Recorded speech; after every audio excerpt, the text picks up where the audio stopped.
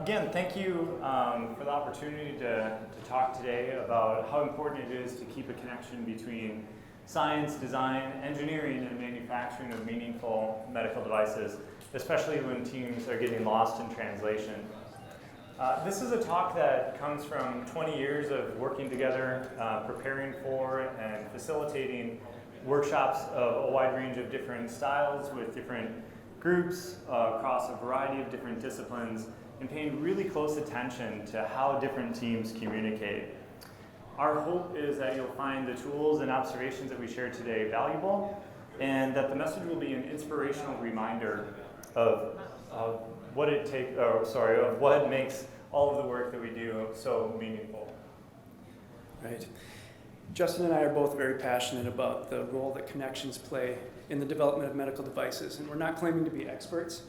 We've just learned a lot of valuable lessons together over the past 20 years or so. And we're grateful for the opportunity to share some insights with you today. Some of the themes that we'll be focusing on are growing culture, nurturing leaders, and continuously improving our communication effectiveness. As far as the intended audience is concerned, we hope this message will resonate with anyone who finds themselves in a position of influence. Leaders are necessary at every level within an organization, so please insert yourselves into this presentation as much as possible. We hope that this message will resonate with executive managers, supervisors, subject matter experts, and individual contributors. Just before we get started, a little bit of context. Phillips-Medisize is a contract design and manufacturing organization. So we focus on the development and manufacturing of medical devices, combination products, and diagnostics. We're a division of Molex and part of Koch Industries. Being a CDMO gives us a little bit of a unique perspective from many of the speakers here, because in order for us to do our job, we have to partner with companies like those represented today in order to bring possibilities to life. The luxury that we have is getting to work with different project teams on different technologies. So we recognize that every culture is different and every challenge is different. And it's really the experience of overcoming those challenges over the years that we'll be leveraging in the talk today. A little bit more context. Justin and I both work at one of our innovation and development centers near Minneapolis. But as you can see from the map, we're part of a global network of development and manufacturing facilities. And working within this global network has really highlighted the need for effective communication. Like many of you here today, the work we do helps others to live more productive and healthy lives. And we're proud of the work that we do to bring innovative technologies to market. The integration of design and manufacturing with one global organization has shaped our perspective in a pretty unique way. Yeah. So as was covered, I'm Justin Westendorf. I lead a global team of designers, innovation leads, and human factors engineers. I've been with Phillips-Medisize for 23 years, the last 15 in product development and a variety of different leadership roles. Over that time, I've developed a deep appreciation for the depth of knowledge that's necessary in all of these different disciplines in order to bring meaningful products to market. Yes, and I'm Jeremy Odegard. I'm a member of the Global Design and Human Factors team. I have a background in industrial design and user experience design, and I joined Phillips-Medisize in 2001. Part of my role is to lead design research activities and facilitate innovation workshops. So I've been able to learn how to work more effectively with colleagues from diverse backgrounds. Why this topic is important to me, my background is actually in composite material engineering, mechanical engineering. So how I ended up in this, I don't really know, but Phillips was nice enough to give me an opportunity. But it's the partnership with scientists along my career that them stopping and taking the time to explain what was happening on a molecular level or a biological level when my brain was stuck on mechanical design or manufacturing development. That's what really kind of speaks to me in this talk. Yes, and as an industrial designer, working closely with engineers and clinicians and patients and manufacturing teammates has broadened my perspective.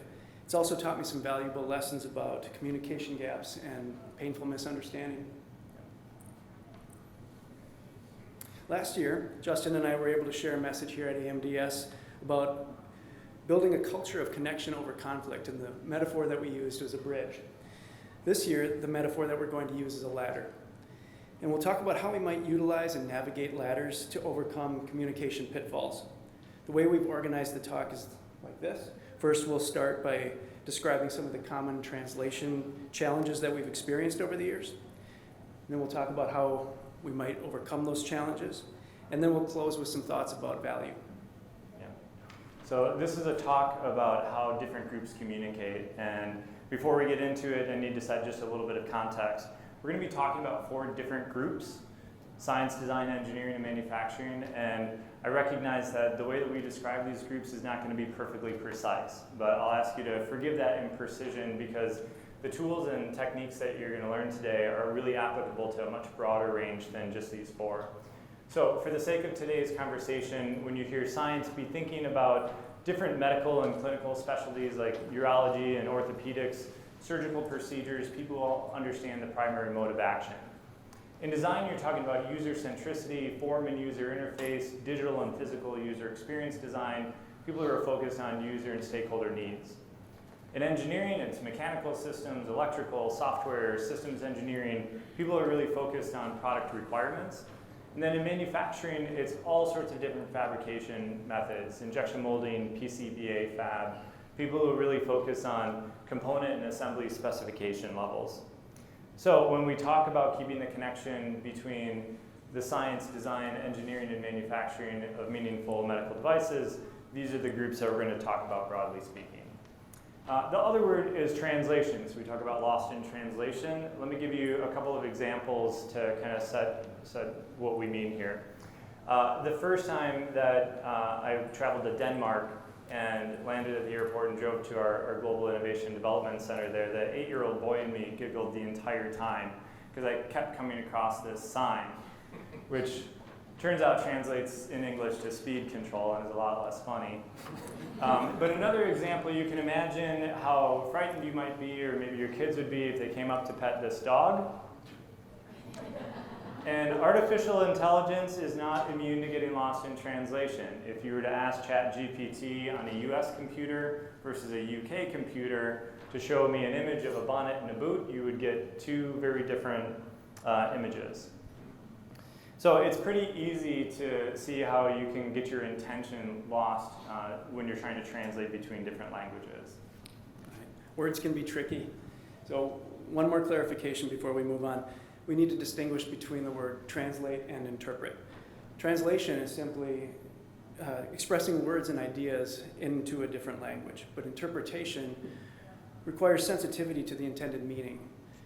We need to carefully consider not just the words, but the context and other sensory cues in order to truly understand meaning. For example, with this dog, I knew the dog was not going to explode because I was in an airport and the dog was being handled by security personnel. And all of that context gave me the comfort to know that I wasn't in danger. If, in a similar way, misunderstandings can happen whenever groups of people from different professional backgrounds try to work on complex challenges together, even if everyone is speaking the same language. Yeah. So we're going to try to really get you immersed in what this conversation is about by acting a little scene out.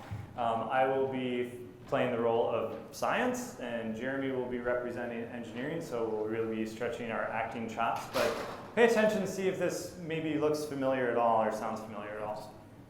Yeah. So, hey, Jeremy, how's it going? Great to hear the team was able to deliver those devices. We got some really great clinical results. Yeah, that's great. I'm glad to hear that.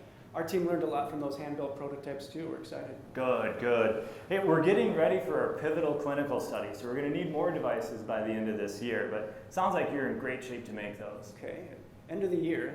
I need to learn more about that, but you realize those were hand-built prototypes by engineers with demo software. So how many do you need? Oh, just 100, so that shouldn't be too bad since you've got all the bugs worked out and this demoware isn't going to impact any of the previous clinical results, right? You said 100 verified devices by the end of the year. That's a lot, especially if we have to make sure that they meet spec. And then you said something about compromising production and, what was it? Yeah, previous clinical results, intended claims for safety and efficacy. Yeah. Okay. Rapid dissection of tissue, bipolar coagulation, mechanical transection of blood vessels. We've been talking about this for months. I know I heard the words, but I've been talking for months about how we're going to relay out the board and update the design for DFM and DFA and bring on a CMO. And I don't know that we can confirm that all of those changes aren't going to impact clinical performance. Fine, tell you what, just show me all the changes that you think you're going to need to make and any data that you've got to support, how it's not going to impact safety and efficacy claims. Tell you what, Justin, if you give me $1 million and 6 months, I'll get you the data. Engineers. I know. Let's throw it over the wall to production. Let's do that. Yeah. Okay. Problem solved. All right. Last year, as I mentioned, we talked about the value of diverse perspectives, and we do sincerely believe that a collaborative culture is essential for product development. But we may have painted an idealistic picture that looks like a happy family sharing a nice meal together. Why is it, though, that even in cultures and teams that value diverse perspectives, that a question like, please pass the salt, can turn into something that looks more like that? Wherever there's light, there's a shadow, and the shadow that we have to acknowledge of bringing others into the conversation is the risk of misunderstanding. So let's explore some potential points of misunderstanding within the context of product development. Yeah, I'm going to set the stage for how these different groups can get lost in translation. So here are our 4 groups. I'm going to ask them what are they working on and what are their most important challenges, and let's see whether or not they're all working on the same thing. So manufacturing is working on tight tolerance metal injection molded jaws with an annual volume of 150,000 units and under 1% rejects, assembled via a 6-axis robotic assembly and inspection cell. Engineering is working on stainless steel jaws that can withstand high clamping forces and cycles between 50 and 120 degrees Celsius, using between 20 to 80 watts without shorting and electrocuting the patient. Design is working on an intuitive device that more seamlessly integrates with the surgeon's workflow and enables greater focus on patient anatomy. Science is working on a laparoscopic device that provides faster dissection and coagulation times while also reducing smoke and tissue charring. Did anybody guess that? No? Each group is actually describing the same product, but they're doing it and challenges, but the context is their own. The words that they're using fit within their group, but nobody else's. So let's see what some of the pitfalls are that this can lead to. Right. Using our ladder metaphor, imagine that each group is represented by an individual ladder. And the lower rungs on the ladder represent deeper and deeper knowledge in that specific area. The first pitfall that we need to talk about then is that groups can get stuck on their own ladders. I mean, why wouldn't they? It's comfortable there and everybody speaks the same language. You're among peers. Why would you want to go anywhere else? Yeah, and pitfall number 2 is that the deeper the knowledge, the greater the harder it is for somebody on another ladder to understand what you're saying. So this is what creates a translation gap, where you really start to sound like you're speaking a foreign language to somebody else. An injection molding specialist, as an example, who's talking about gate diameter of a subgate and how that can mess with material shear rates and pointy gate vestige and things like that, that's going to sound like a foreign language to somebody who's wants to talk about rapid dissection of tissue and mechanical transection of blood vessels. So again, they're talking about the same product, but at a level of detail that sounds like a foreign language. The third pitfall then is making the mistake that someone who's lost in a translation gap either doesn't care, or even worse, they aren't intelligent enough to understand the situation clearly. Nothing could be further from the truth. Pitfall number 4. Here's where we acknowledge that scientists, designers, engineers, and manufacturing team members all learn different styles of communication through their education and professional experience. That can make it hard for people on different ladders to understand each other. Some groups might be used to starting with a main point and then follow up with all the data that supports that conclusion. This is defending a thesis. Other groups may not have all the evidence they need until the very end of the story. If that's the case, they tend to explain the journey that they're on and talk about key insights that they've discovered along the way. They lead their audience to a logical conclusion based on the information available at a given time. And these are stylistic differences with how information is organized and communicated. And sometimes that will lead to misunderstanding, but even worse, it can lead to frustration because the message would be compromised if someone is saying, just get to the point, or where's the context? Yeah. And then the last pitfall that we're going to talk about are what we call tripping hazards. These are words that just about every group uses, but it takes a special ear in listening really carefully to understand where there's a misunderstanding. You can spend weeks in circular arguments talking about things like scope or requirements. So for example, product requirements versus program requirements versus the requirements of a proposal or a statement of work. And there are lots and lots of these tripping hazards, these words that can mix people up. For example, we need to specify the requirements so we can define user needs. Like a lot of times people will actually just throw these words all into one sentence and maximize confusion. Another one is when you use words that tend to sound like you're minimizing the amount of effort that it might take somebody else to do something. Like in our sketch, surely you'll be able to make those 100 devices. Words like just or simply or should. Right, now we've described some of the most common pitfalls that we've observed over the years. Let's go into how we might overcome challenges by climbing the ladder together. What we mean when we say climbing the ladder is moving from a low level of detail to an emphasis on why that thing is important. The word why by itself can be frustrating because it can sound like a challenge. But if it's used more carefully, it can also be a sincere attempt to understand. Is bringing the ladders or the groups of people together so that they can have meaningful conversations. You might ask, where are the interpreters in this context? The interpreters can be anyone and everyone.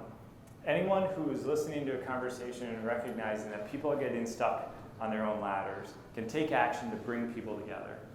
Yeah. Once people have agreed to come together in order to have a more meaningful conversation, the next challenge to address is that translation gap that Justin described. As we said earlier, misunderstanding isn't usually about the lack of intelligence, but it comes from people talking at a level of detail that is confusing to someone on a different ladder. So we need to climb from a lower level of detail to a position where translation gaps are less likely to occur. In order to do that, you have to first ask yourself why something matters, and then you're starting to climb the ladder, and then you encourage others to do the same. The goal is to find a platform of common knowledge. This is where people can unite. And to use the example that Justin shared before, to an injection molding specialist, common knowledge means they need to avoid detailed language like subgate diameters and gate vestige, and think about what matters to their teammates on the other ladders. They'll communicate more effectively if they focus on why material shear rate matters to an engineer or why a sharp surface matters to a designer. And we want to be clear, this is not dumbing the message down, it's seeking clarity. Climbing the ladders isn't easy. When you describe a challenge on the platform of common knowledge, each group can then understand the situation more clearly, and after that, climb back down the ladders to their own respective ladders to the level of detail that's required to solve those technical challenges. When it comes to the pitfalls of communication style and tripping hazards, we need to go beyond this platform of common knowledge and transform it into a platform of common understanding. And this isn't easy. It requires humility, empathy, and patience. It starts with an awareness that people make sense of information differently based on background and education. But you won't know that unless you actually talk to different people about it. So before you go through the trouble of organizing information and creating a presentation, ask the receiver how they'd actually like to have the information presented so that they can understand it. Because understanding is really the goal. Have an open and honest conversation about style before you have the conversation about substance. Or build information together, which is something that we routinely will do in an innovation workshop in order to ensure understanding. And then carefully listen for those tripping hazards during the conversation and clarify the intent when you hear them. Don't assume that you understand what the other person is saying. Just confirm to make sure. And lastly, be intellectually honest as a group. If your real value is in that depth of knowledge, and teams are struggling to climb the ladder to have a conversation on the common knowledge or transforming that into common understanding, find a facilitator to help the team so that you can really leverage the strengths of depth of knowledge. Yeah, that does take a lot of effort. So what's our motivation to put all that work into getting the communication right? That brings us to the top of the ladder. This is where all of us, regardless of educational background and technical language we use on ladders among peers, can unite on the platform of common purpose in pursuit of a noble cause. The answer to the question about why it's worth the effort is because ultimately our work impacts someone else's life. To make a difference in the life of a stranger we've never met, or maybe even someone that we love. And that's really why the work we do is so fulfilling, regardless of the group that you're on or the role that you have, but you don't have to take our word for it. We asked some folks in different backgrounds with different roles, when it comes to improving people's lives, how does that impact them and the work that they do?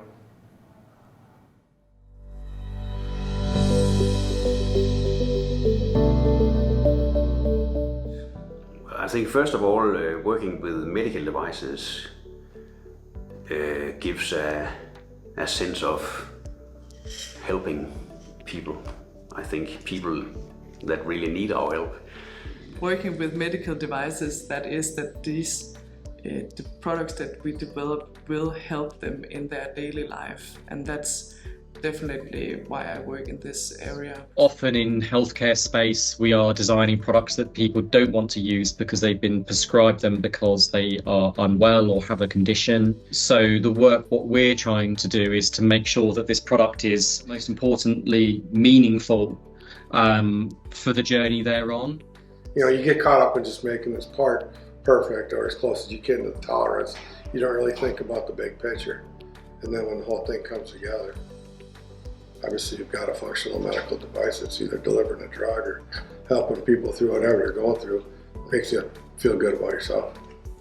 But if they're held back by having to sit, in a hospital or in some kind of treatment center for X amount of time in a week, that can really add up over time. And by giving back that time to that person, I think that can give them more time with their family, friends, or with their own life goals. The work we put in, the effort we put in, someone will benefit from it. So that makes our work meaningful. You feel that the patient is not far away from you because you see the video, you see how they're like. You might have to give this injection once a week, but it might be the scariest thing you have to do. And if I had any hand in making that a smoother, less stressful process, then that's a win. I was a aircraft maintenance person, and I did not want to stay in that because I felt so bad about the pilot's life was on my line. But now I realize that I still have people's lives on the line, so I have to do my job properly, efficiently, and make sure the product's good.